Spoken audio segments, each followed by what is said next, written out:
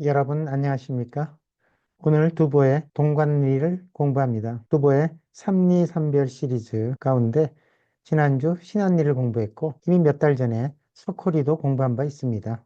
신한리와 석호리의 유튜브를 먼저 시청해야 합니다. 지난 시간에는 전공가는 사내 아이들의 애환과 슬픈 작자의 위로의 메시지를 공부한 바 있습니다. 화면에 동관의 모습입니다. 섬서성 화우면 동북쪽에 있는 관문입니다. 756년에 동관을 지키던 가스한 장군이 관을 지키지 않고 나서서 알록산의 반군과 전투를 벌이다가 대패하고 장안이 반군에게 함락되는 사건이 있었습니다. 동관이 뚫리면 화면에서 볼 수 있듯이 장안은 무방비 상태가 됩니다. 이 시는 759년에 지은 것인데 작자가 758년에 화주의 임지에서 잠시 낙양의 집으로 돌아가게 됩니다. 그런데 그 이듬해 3월에 20만 관군이 업성에서 알록산의 군대와 싸워 대패를 하게 됩니다. 소코리와 신안리에서 당시 끌려나갔던 젊은이들은 대부분 이 전투에서 전사를 하게 됩니다. 작자는 동관이 적의 손에 들어가게 되면 장안이 다시 함락될 수 있기 때문에 동관을 보수하는 관리에게 3년 전에 실패를 되풀이해서는 안 된다고 신신당부하는 내용이 오늘 작품의 주제가 됩니다. 이 시는 장편 오온고치시로서 5개의 단락으로 나누어집니다. 먼저 도입 부분에 해당되는 네 구를 보도록 하겠습니다. 사졸 하초초하니 축성 동관도라. 대성 철부려하고 소송 만장여라. 사졸은 병사들, 하는 얼마나, 초초는 매우 필요한 모양, 애쓰는 모양. 병사들은 얼마나 애쓰고 고생하고 있는가. 작자가 동관을 지나다가 병사들이 성을 쌓느라고 고생하는 모습을 보게 된 겁니다. 축성은 성을 쌓다. 어디에서? 동관도에서. 3년 전에 뚫렸던 동관을 보수하고 새로 단장하는 겁니다. 동관의 길에서 성을 쌓고 있네. 대성, 철불려, 철부려, 철도 그만 못하다. 매우 견고하다는 의미입니다. 큰 성은 쇠보다도 견고하고 작은 성은 만장여, 만장여라는 것은 성이 산 위에 있음을 말합니다. 매우 높다는 뜻입니다. 큰 성은 매우 견고하고 작은 성은 산 높이 높은 곳에 있어서 아주 난공불락이다. 축성이 대성과 소성으로 이어받고 있습니다.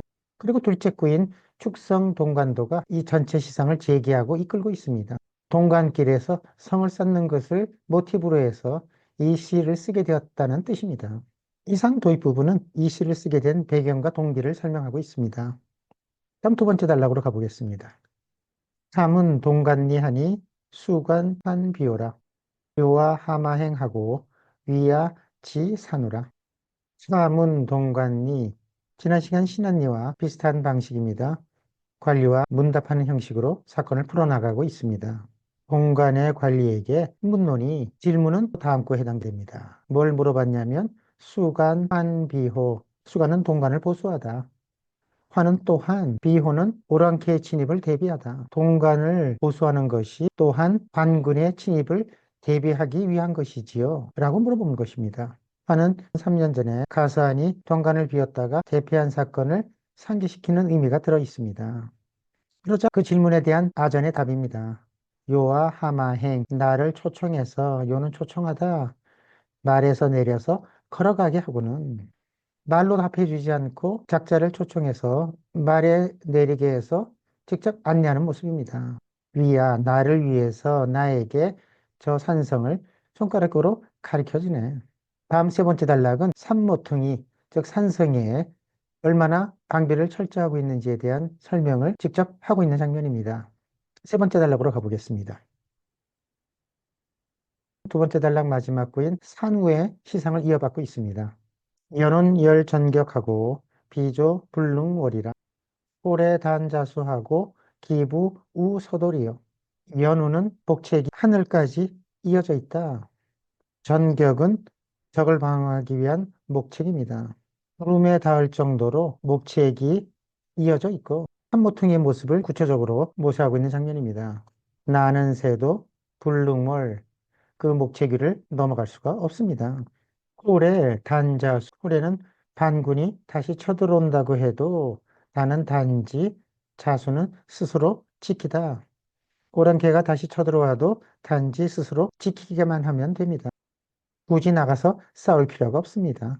기부는 어찌 다시 서도는 장안을 가리킵니다. 어찌 다시 장안을 걱정할 필요가 있겠습니까? 이상 니꾸는 산모퉁이의 방비 상태를 안내하고 있는 모습입니다. 3년 전에 참상을 되풀이하지 않겠다는 아전의 각오가 드러나 보입니다. 네 번째 단락으로 가보겠습니다. 장인 시 요초하고 차겹 용 담거라. 갓난 분 장극하고 만고 용 일부라. 요해처의 방비 상태를 안내하고 있는 모습입니다. 장인은 관리가 두보를 부르는 존칭입니다. 어르신, 저 요해처를 좀 바라보십시오. 아까는 높은 산성을 쳐다보게 했고 이번에는 요해처를 가서 안내하고 쳐다보게 하는 모습입니다. 여기서 요해처는 깊은 협곡입니다. 착협은 좁고 험하다. 단거는 수레 하나, 협곡이 좁고 험해서 수레 하나 허용할 정도입니다. 아주 좁은 협곡을 의미합니다. 그 다음 꼴을 보면 간난, 분장그 나는 몹시 고생하다는 뜻인데 여기서는 전투가 매우 위급하다는 의미입니다. 분은 휘두르다, 장극은 긴창, 매우 전쟁이 위급할 때 긴창 하나만 들고 휘두르게 되면 좁은 협곡이라 수많은 군대도 필요 없고 긴창 하나 들고 서서 휘두르기만 하면 만고용일부, 만고는 영원히 장수 하나 사용하면 된다. 일부는 장수 한 사람, 영원히 장수 한 사람이면 충분하답니다. 이상 네 번째 단락까지는 아전이 동간의 방비 상태를 직접 안내하는 모습입니다. 마지막 다섯 번째 단락은 결미로 넘어가겠습니다. 애제 도림전이니 백만 하위여라. 청촉 방관장이니 신물 학가서라. 슬프도다.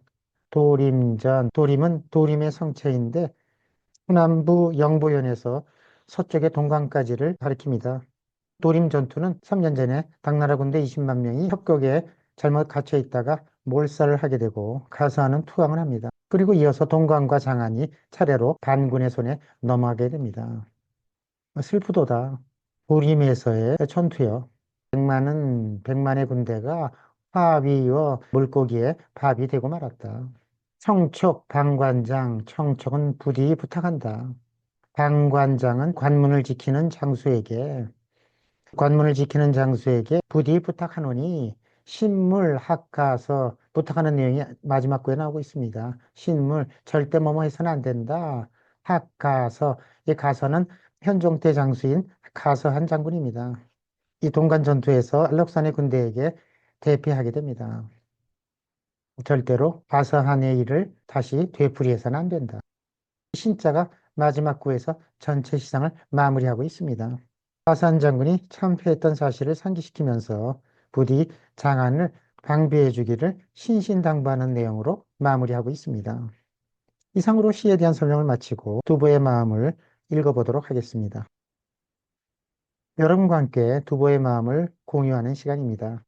서코리와 동관리는 각자가 그 마을에 투숙하고 나서 바라본 전쟁의 참상을 주제로 하고 있습니다. 반면 동관리는 작자가 동관을 지나다가 축성하는 장면을 보고 시작의 모티브로 삼은 것입니다. 그러나 세 작품이 모두 동일하게 도입 부분에서 아전과 작자의 대화체로 사건을 풀어나가고 있습니다. 차문은 본론 시작 부분에서 대화체로 사건을 전개하겠다는 뜻을 담고 있습니다. 작자가 동관의 관리에게 안락산이 다시 쳐들어와도 괜찮을까라고 물어봅니다. 그런데 아전이 즉답을 하지 않고 작자를 두 개의 장소로 안내해서 갑니다. 처음에는 산모퉁이, 즉 산성으로 가서 얼마나 견고한지를 보여줍니다. 네 번째 단락으로 가게 되면 다시 작자를 요해초로 안내합니다. 말로 설명하지 않고 직접 안내한 것은 얼마나 방비가 튼튼한지 육안으로 직접 보고 판단하라는 겁니다. 3년 전에 당했던 수치와 굴욕을 되풀이하지 않겠다는 관리의 굳은 의지가 잘 드러나 보입니다. 결미 부분으로 가게 되면 다시 한번 3년 전의 대참사를 상기시킵니다. 그만큼 작자는 당시 조정의 상황이 심각함을 깨닫고 있고 또 백성을 사랑하는 마음이 얼마나 간절한지를 알 수 있을 듯합니다. 특히 마지막 신자에서 작자의 절박하고 간절한 심정이 잘 드러나 보여지고 있습니다. 서커리는 백성을 슬퍼하는 내용이고 지난 시간 신한리는 백성을 위로하는 내용이라면 오늘 공부한 동관인을 백성에게 당부하는 내용으로 마무리하고 있습니다. 오늘 공부한 동관인의 작품을 다시 한번 감상해 보겠습니다. 여러분 안녕히 계십시오. 병사들이 얼마나 애를 쓰고 고생하고 있는가.